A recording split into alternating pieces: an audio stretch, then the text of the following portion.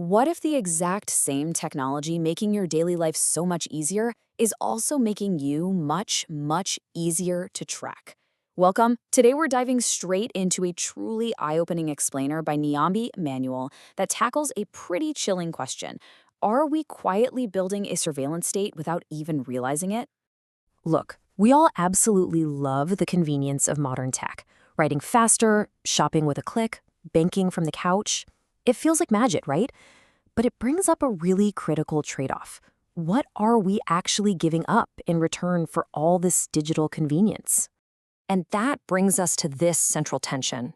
AI is constantly sold to us as pure convenience, better speed, ultimate personalization, top-notch security.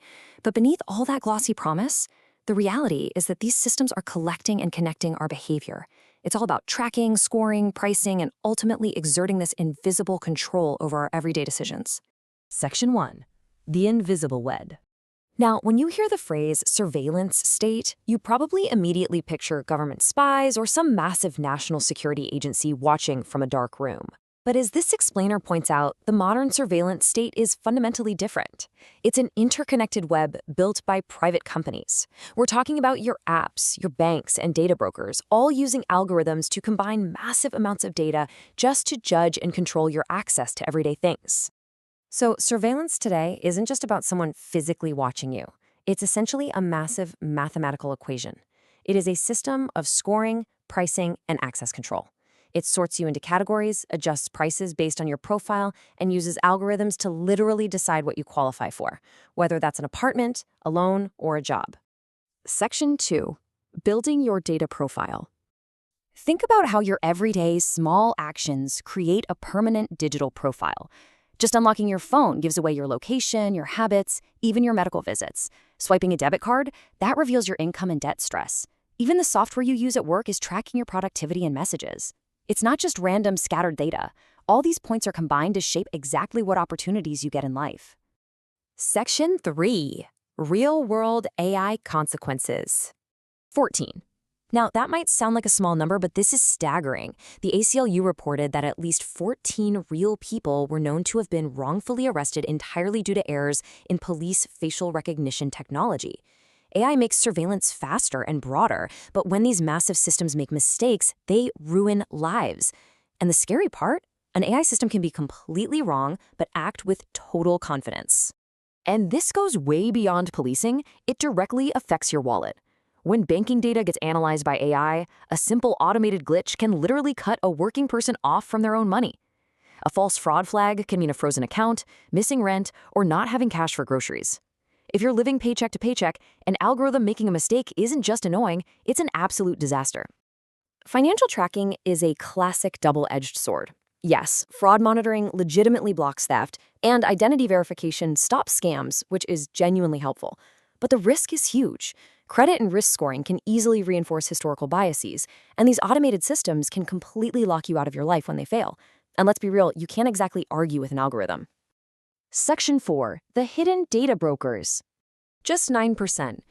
A 2026 study found that only 9% of registered data brokers in California were fully compliant with transparency rules. And that's under some of the strictest privacy laws in the country. These hidden middlemen are collecting, packaging, and selling your location, your demographic data, and your habits, usually without you having any idea it's happening. This whole system runs on an entirely opaque decision chain.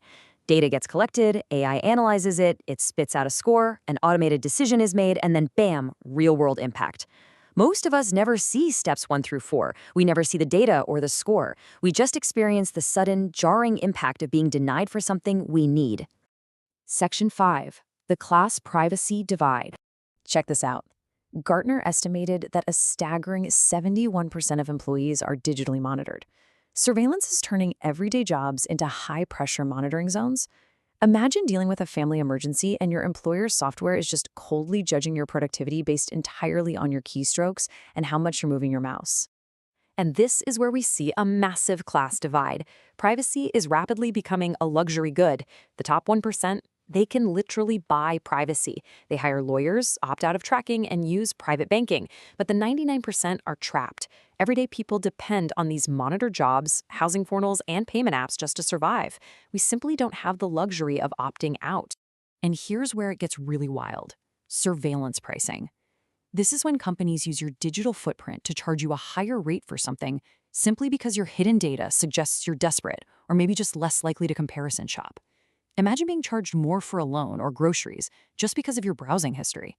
It's totally invisible data extraction. Section 6. Demanding our digital rights. But listen, it does not have to be this way. AI doesn't have to create a surveillance state. But stopping it means demanding real boundaries. We need strong, unified federal privacy laws. We need strict limits on facial recognition and aggressive regulation of data brokers. Crucially, we need the right to actually see these decisions and appeal them to a real human being. Plus, we have to demand independent audits of these AI systems. If you want to take action right now, Niambi Emmanuel put together a really practical subscriber resource called the AI Surveillance and Privacy Risk Checklist. It helps you map out your personal data exposure, track your opt-outs, and even prepare appeals for when an automated system gets it wrong. It's a great way to start taking some power back.